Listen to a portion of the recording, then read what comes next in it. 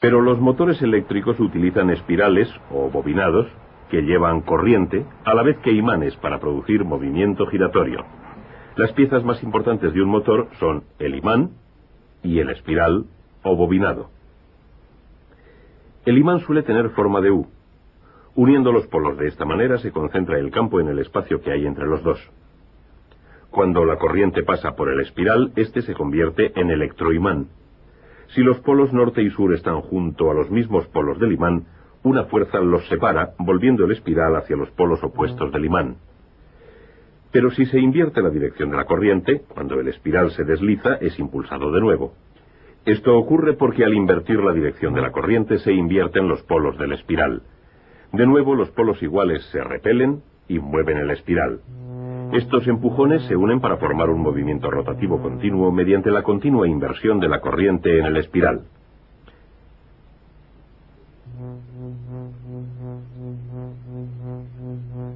Este tipo de corriente invertida es la que se suministra a las casas. Se llama corriente alterna porque cambia constantemente de dirección, cerrando el ciclo cada 50 segundos.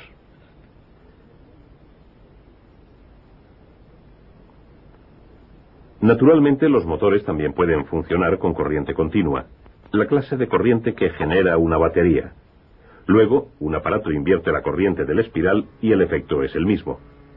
La relación entre electricidad, magnetismo y movimiento es tan íntima que dos de ellos producen el tercero.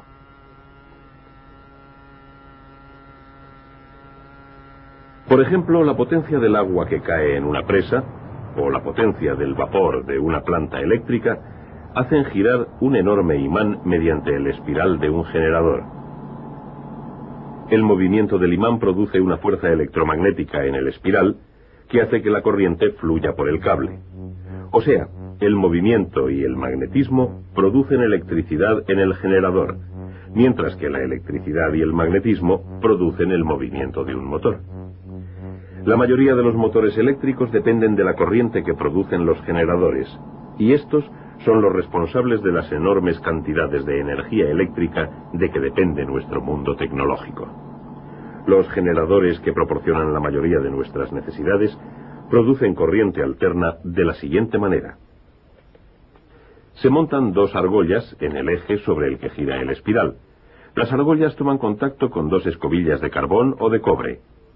Estas escobillas conectan las argollas a un circuito externo y cuando el espiral gira en el campo magnético, una mitad se mueve hacia arriba y la otra mitad hacia abajo. Esto produce una corriente de dirección única.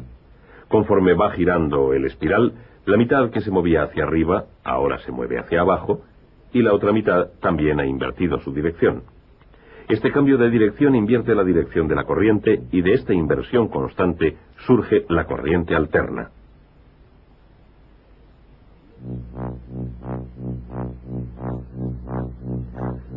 Los generadores pueden también producir corriente continua sustituyendo las argollas por un conmutador como el que se usa en los motores.